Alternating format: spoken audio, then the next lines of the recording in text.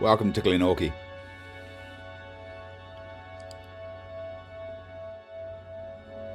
This is the great Glenorchy Alpine Basecamp.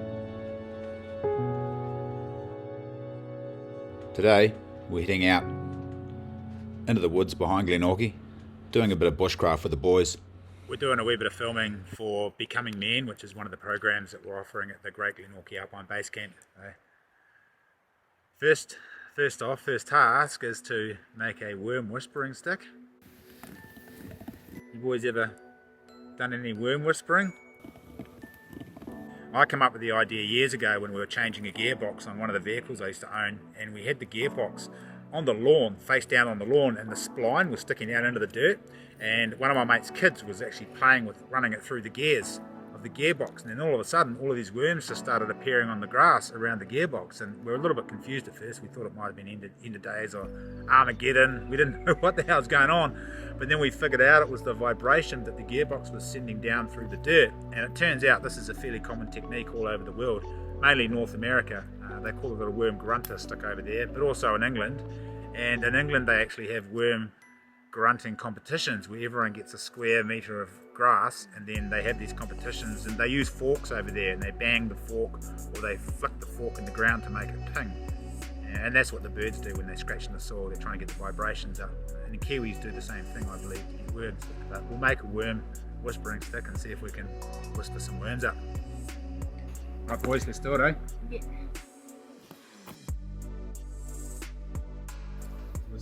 Good, eh? There it is.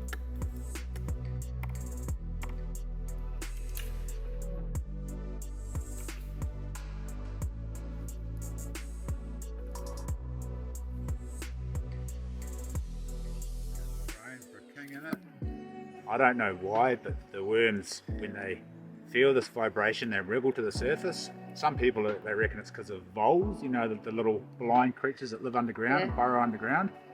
And the worms feel that vibration and think it's a vole coming, but we don't have voles here in New Zealand, so who knows why they do it over here. Maybe it's just a natural, I don't know. Essentially what we want to do is stab this into the ground, cut a bunch of notches up and down it, and then get another stick, and we want to rub that stick up and down the notches, and then the drrr, drrr, kind of a vibration going down. Another way to do it is to just bang a bit of wood into the dirt and then tap it with something, although I don't think it's quite as effective as building something with notches. But yeah, so I'm just going to cut a few notches in with this knife here.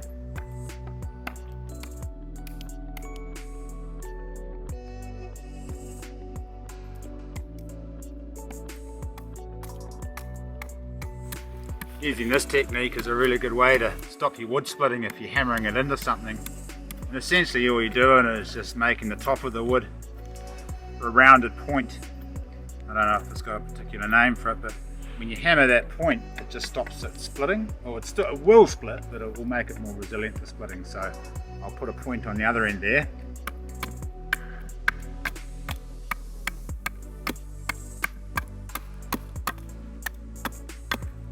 That's what we're looking for, just a bunch of notches. It doesn't have to be too fancy, but when we cut another stick, we can actually rub that up and down that, and the vibrations will go down into the dirt. We could even use the back of the bowie knife to do it, but we'll get another stick and we'll try. Oh, here we go, we've got the other end here, and we can try the stick and the knife and see if there's any worms. Ideally we'd look for worm casings, so we'd go for a bit of a walk and try to find some worm casings in the soil.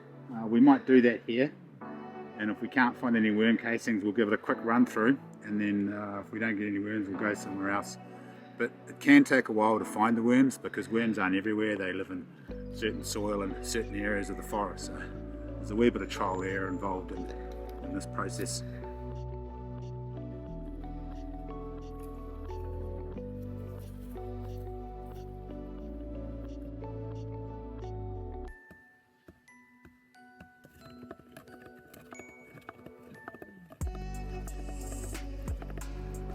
We have that box of worms over here, please. It would appear that there are no worms in this particular spot. Or if they are, they're not having a bar of my whispering. So we'll go move somewhere else. You going, bro? There's another one there. Another one coming out there. little fella. Awesome. They're not our massive bushworms, but probably do for eelbait, won't they? Next on the agenda is fire. Now, you guys know it's pretty hard to light a fire in the woods, isn't it? Thing to think about is wood. Right when you hit the wood, you need enough kindling. You always got to get 5 times more kindling than you think, and you need to get 5 blazes, and you need a bunch of medium-sized wood and a bunch of large wood. At the moment it's quite dry in here, and there's lots of dead wood, so it's going to be pretty easy to start a fire today. And to make it a bit more challenging, instead of using a lighter, we're going to use one of these ferodium lighter. You seen these before, Hamish? You familiar with these?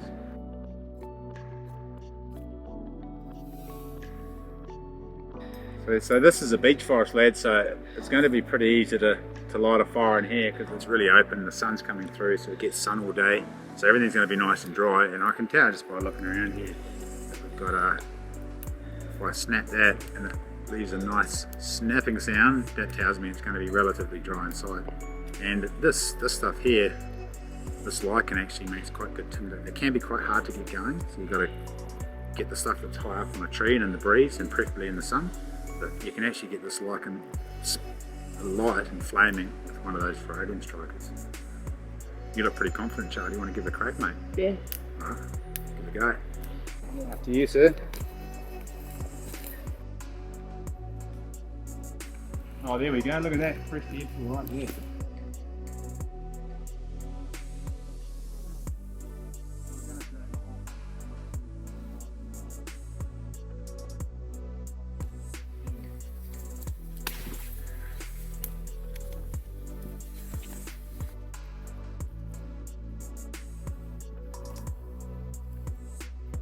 Not bad, although I reckon we need a little bit more of this this bigger stuff.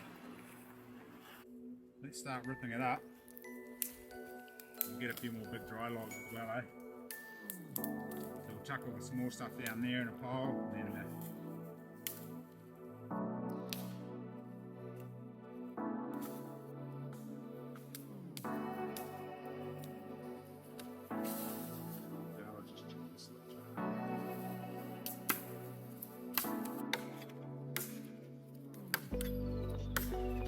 going to show you fellas and fellas is a really quick way to knock a bunch of short lengths out of a long length like this.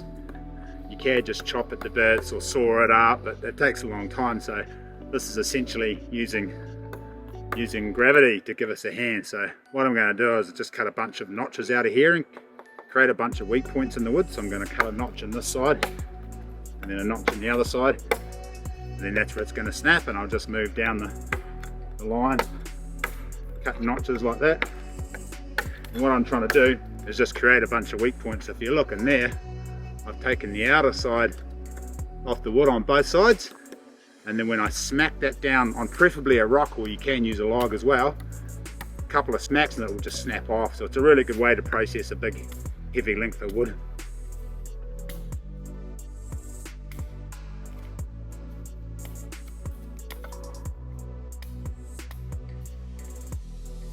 There you go, as you can see how quick and easy that was, eh lads?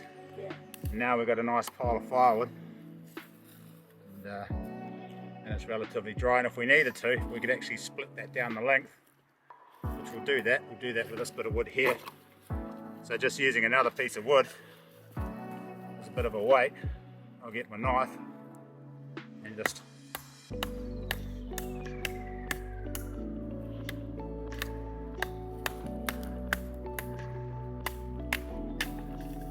split the wood using that knife. And you can do this with a relatively small knife too. It doesn't have to be a big massive Bowie knife, but it does have to be relatively strong. So when you're selecting a knife for survival or for bushcraft, make sure that it has a really thick spine so that you don't break it when you're splitting wood like this. And then this is the most effective method to get into that nice dry wood that's inside. It's still a little bit damp, but that's going to make really good kindling. It smells good. It's nice and dry.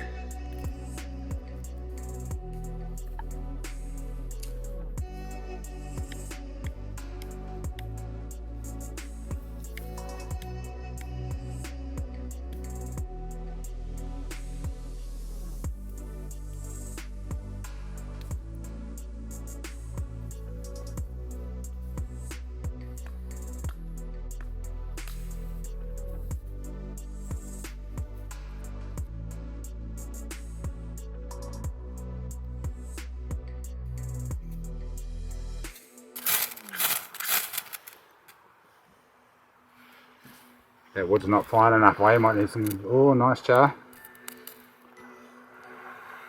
I think we need some more of this fine stuff. So we've got a bit of a problem because we've picked this lichen fresh.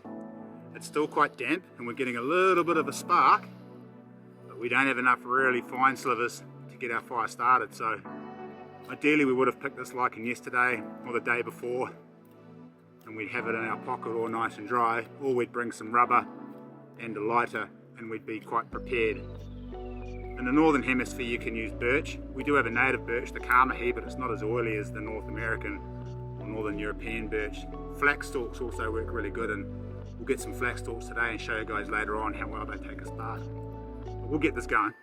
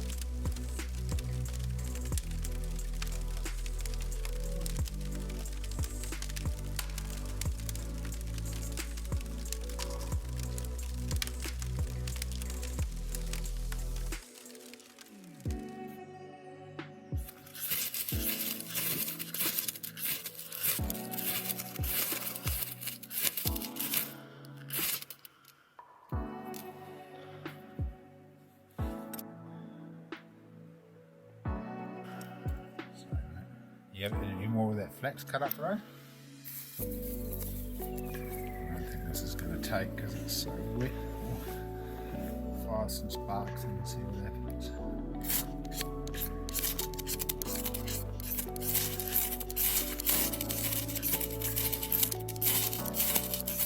I bet you if it was dry it would take. Oh no, it's taken. Look at that. The flax leaf. Awesome.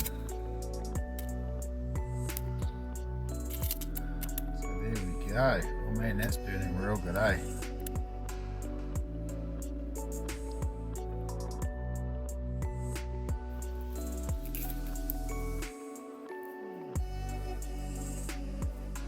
This actually goes, it's quite fluffy, so it'll go real good, I reckon.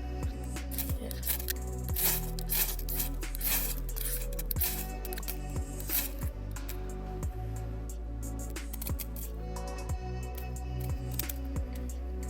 Toa Toa away.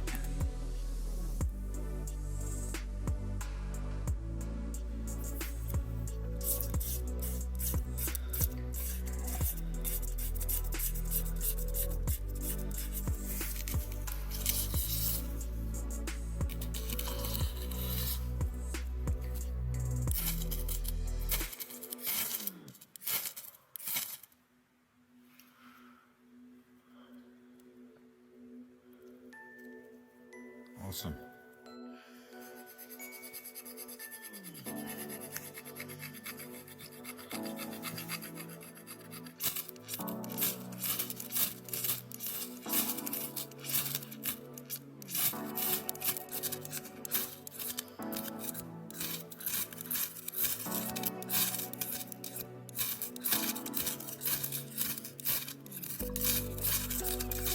So there you have it. We have a winner, which was the flax flower. It was slightly damp and it still worked really good. Followed closely by, actually probably just as good as the cabbage tree leaf. And then the flax stalk as well, that fired up pretty quick. And then what was next? Toa Toa. Toa Toa. Yeah, Toa Toa.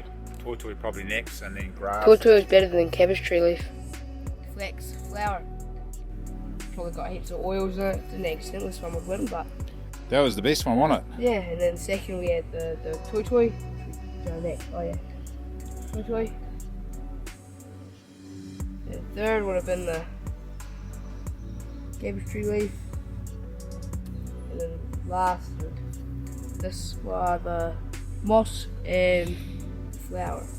The flowers. Debris shelter. Debris shelter, that's next on the list. And this is basically just an A-frame hut and use logs and forest debris.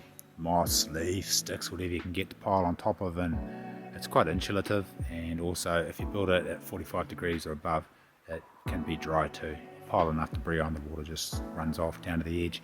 You might get a few drips inside, but if you've got a fire out front, you're going to survive the night.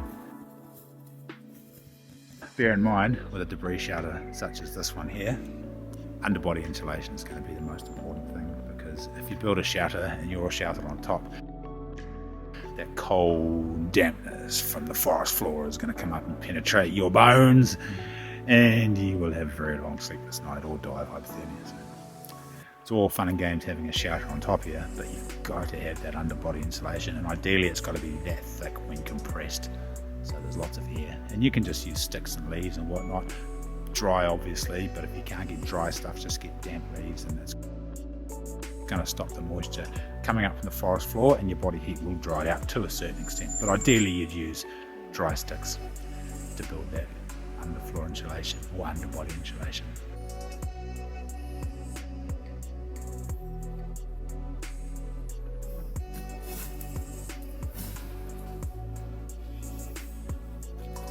First of all, we need 2 fork sticks, and those fork sticks come together, and then you put the ridge pole down, and then you just get a whole bunch of other sticks.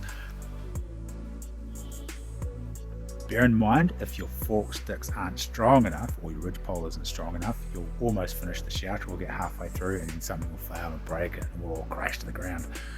And we're going to build this one without any paracord or cordage. We're just going to use the sticks to hold it all in place.